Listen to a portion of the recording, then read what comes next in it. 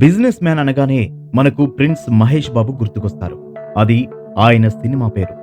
కానీ మహేష్ బాబులాగే ఇంకా చెప్పాలంటే బాలీవుడ్ టాప్ హీరోల రేంజ్ లో ఫ్యాన్ ఫాలోయింగ్ కలిగిన రియల్ బిజినెస్ మ్యాన్ ఒకరున్నారు.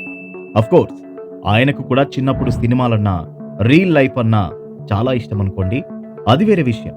ఆ ఆసక్తి వల్లేనేమో ఆయన సామాజిక మాధ్యమాల్లో ఇప్పుడు మస్తు పాపులర్ అయ్యారు. తన సొంత విషయాలను షేర్ చేసుకోవడం ద్వారా అంత ప్రజాదరణ పొందలేదు. సొసైటీలోని విభిన్నమైన ఆలోచనలు కలిగిన వ్యక్తులను, కష్టాల్లో ఉన్నవారిని, ప్రతిభావంతులను గుర్తించడం, ప్రోత్సహించడం ద్వారా ఆయన ఎప్పుడూ వార్తల్లో నిలుస్తున్నారు. మరోవైపు తన వ్యాపారంలో ఎప్పటికప్పుడు సవాళ్లను అధిగమిస్తూ అద్భుతమైన విజయాలను సాధిస్తూ ప్రపంచవ్యాప్తంగా ప్రత్యేకత చాటుకుంటున్నారు. ఆయనే ఆనంద్ మహీంద్రా. మహీంద్రా గ్రూప్ సంస్థల అధినేత. సంపన్న కుటుంబంలోనే పుట్టి పెరిగినప్పటికీ బిజినెస్ లో తనదైన స్పెషాలిటీని ఏ విధంగా నిరూపించుకున్నారు? సమాజానికి తన వంతు సహాయం ఎలా చేస్తున్నారు? ఆయన మనందరికీ స్ఫూర్తి అని ఎందుకు చెప్పుకోవాల్సి వస్తుందో ఈ వీడియోలో చూద్దాం. ఇలాంటి మరిన్ని ఇంట్రెస్టింగ్ వీడియోలను చూసేందుకు సోషల్ పోస్ట్ టీవీని సబ్స్క్రైబ్ చేసుకోండి ఫ్రెండ్స్. అలాగే మహీంద్రా గ్రూప్ లోని సంస్థల గురించి మీకు ఐడియా ఉందా? ఆప్షన్ ఏ తెలుసు, ఆప్షన్ బి తెలియదు. మీ సమాధానాన్ని వెంటనే కామెంట్ సెక్షన్ లో టైప్ చేయగలరు. ఈ వీడియో మీకు తప్పకుండా నచ్చుతుందని భావిస్తున్నాను. కాబట్టి మొదటి నుంచి చివరి వరకు మొత్తం చూడాలని చిన్న రిక్వెస్ట్. వీడియో గనుక మీకు నచ్చితే లైక్ అండ్ షేర్ చేయడం మర్చిపోకండి మిత్రమా. ఇక వీడియోలోకి వెళ్దామా? 1945 అక్టోబర్ 2వ తేదీన జగదీష్ చంద్ర మహీంద్రా మరియు కైలాష్ చంద్ర మహీంద్రా అనే ఇద్దరు సోదరులు మరో వ్యక్తితో కలిసి మహీంద్రా కంపెనీని స్టార్ట్ చేశారు. మొదట్లో ఉక్కు వ్యాపారం నిర్వహించిన ఈ సంస్థ పేరు కూడా వేరేగా ఉండేది. బిజినెస్ నుంచి మూడో వ్యక్తి వెళ్లిపోయాక మహీంద్రా సోదరులిద్దరి పేరు మీద మహీంద్రా అండ్ మహీంద్రాగా కంపెనీకి నామకరణం చేశారు. 4 సంవత్సరాల తర్వాత అంటే 1949లో సంస్థ వ్యాపారం సరికొత్త మలుపు తిరిగింది. అన్నదమ్ములిద్దరూ విదేశాల్లోని జీపులను చూసి అవి భారతదేశ రహదారులకు సరిగ్గా సరిపోతాయని భావించి వాటి తయారీని మన దేశంలో కూడా ప్రారంభించారు.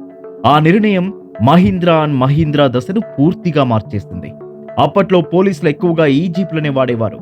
జగదీష్ చంద్ర మహీంద్రా కొడుకు హరీష్ మహీంద్రా మరియు ఇందిరా మహీంద్రా దంపతులకు 1955 మే నెల 1వ తేదీన ఆనంద్ మహీంద్రా జన్మించారు. ఈయన స్టడీ ఎక్కువగా తమిళనాడులోనే జరిగింది.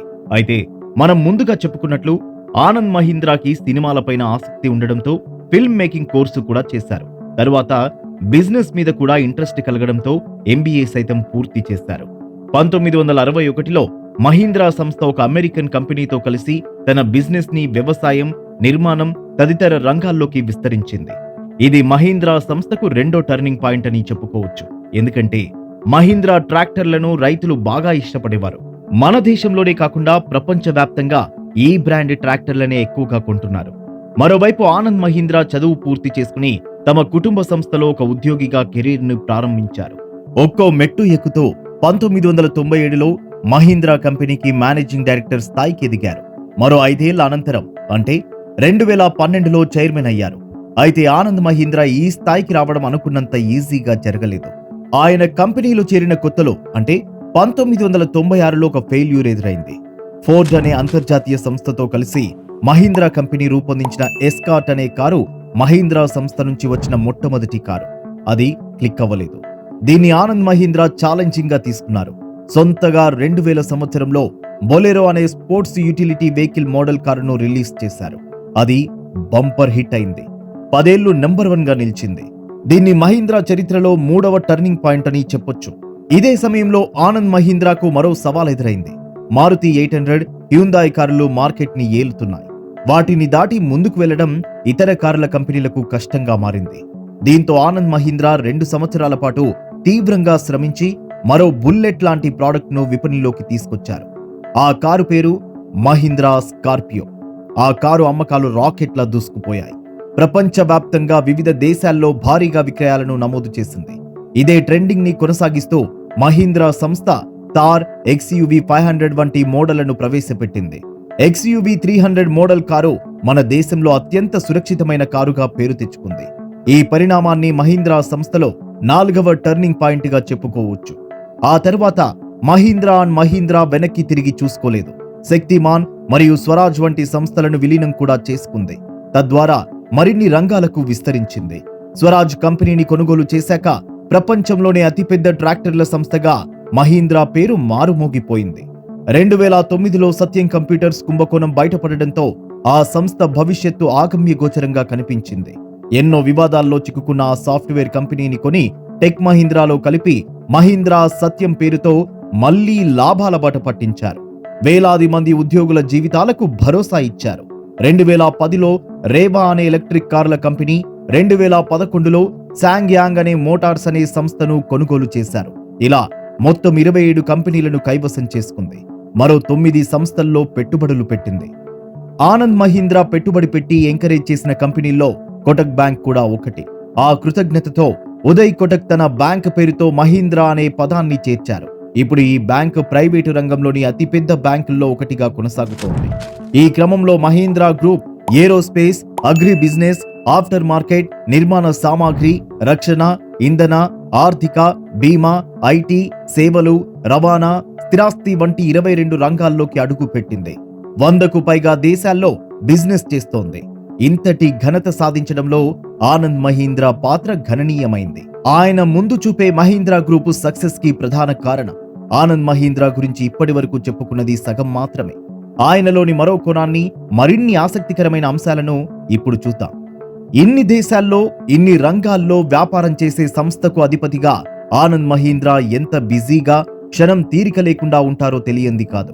కానీ ఆయన బిజినెస్ కి ఎంత ఇంపార్టెన్స్ ఇస్తారో సోషల్ మీడియాకి కూడా అంతే ప్రాధాన్యత ఇస్తుండడం విశేషం. ముఖ్యంగా ట్విట్టర్లో ఆనంద్ మహీంద్రా చాలా యాక్టివ్ గా ఉంటారు. అదే స్థాయిలో ఫాలోవర్స్ ని కూడా కలిగి ఉన్నారు. ట్విట్టర్లో 92 లక్షల మందికి పైగా ఫాలోవర్స్ ఉన్న ఆనంద్ మహీంద్రా ఆ సామాజిక మాధ్యమం ద్వారా ప్రజలతో నిత్యం అందుబాటులోకి వస్తుంటారు. టాలెంటెడ్ పీపుల్ ని తన ట్విట్టర్ అకౌంట్ ద్వారా పాపులర్ చేస్తారు. ఒక్క మాటలో చెప్పాలంటే ఓవర్ నైట్ స్టార్ ని చేసేస్తారు. ఆర్థికంగా, నైతికంగా అండగా నిలబడతారు. తన ప్రచారం కోసం కాకుండా డబ్బు నిజంగా ఎవరికి అవసరమో వారికే క్షణాల్లో అందజేస్తారు. వారి జీవితాలను మార్చేస్తారు. ఒక వ్యక్తి తన తల్లిని స్కూటర్ మీద తిప్పుతూ దేశం మొత్తం చూపిస్తున్న విషయం తెలుసుకుని ఆనంద్ మహీంద్రా అతని కష్టాన్ని గుర్తించి కారును బహుమతిగా ఇచ్చారు. మరో వ్యక్తి తన కుమారుణ్ణి 10వ తరగతి పరీక్షలు రాయించడానికి సైకిల్ మీదే 100 కిలోమీటర్లు తీసుకువెళ్లిన సంగతి తెలిసి ఆ అబ్బాయి చదువుకయ్యే ఖర్చును తానే భరిస్తానని మాటిచ్చి నిలబెట్టుకున్నారు. తమిళనాడులోని ఓ బామ్మగారు 30 ఏళ్లుగా చిన్న ఇంట్లో ఇబ్బంది పడుతూనే కట్టెల పొయ్యి మీదే ఇడ్లీ, సాంబార్ చేస్తూ పేదలకు ₹1 అమ్ముతున్న సంగతి తెలుసుకుని ఆమెకు గ్యాస్ సిలిండర్ ఇప్పించారు. ఇకపైన కూడా గ్యాస్ డబ్బులు తానే చెల్లిస్తానని హామీ ఇచ్చారు. అంతేకాదు, ఆమెకు పక్కా ఇంటిని నిర్మించి ఇచ్చారు. ఢిల్లీకి చెందిన ఒక దివ్యాంగుడి పట్టుదలను, దీనమైన జీవితాన్ని గమనించి మహీంద్రా కంపెనీలో ఉద్యోగమిచ్చారు. అలాగే ఒక ఆటో డ్రైవర్ కి వచ్చిన వెరైటీ ఆలోచన ఆనంద్ మహీంద్రాను అబ్బురపరిచింది. అతను తన ఆటో వెనుక భాగానికి స్కార్పియో కారు బ్యాక్ పార్ట్ ని జత చేయడం ఆనంద్ మహీంద్రాను మెప్పించింది. దీంతో ఆ ఆటోను కొనుగోలు చేసి తన మ్యూజియంలో పెట్టుకున్నారు. ఆ ఆటో డ్రైవర్ కి మహీంద్రా కంపెనీ నుంచి కొత్త ఆటో ట్రక్ ని బహూకరించారు. దీంతో పాటు స్వచ్ఛంద సేవా సంస్థను స్థాపించి లక్షల మంది బాలికలకు విద్యాదానం చేస్తున్నారు. దేశ వ్యాపార రంగానికి ఆనంద్ మహీంద్రా అందించిన సేవలకు గుర్తింపుగా కేంద్ర ప్రభుత్వం ఆయనకు పద్మభూషణ్ పురస్కారాన్ని అందజేసింది. ఇవే కాకుండా ఇతర సంస్థలెన్నో ఆనంద్ మహీంద్రాను అవార్డులతో సత్కరించాయి. అంతర్జాతీయ మీడియా ఆనంద్ మహీంద్రాను అత్యంత శక్తివంతమైన వ్యక్తిగా అభివర్ణించింది. ఒక వ్యక్తి వ్యవస్థగా మారి ఇన్ని సేవలు చేస్తుండడం మనందరికీ స్ఫూర్తి అని చెప్పుకోవచ్చు.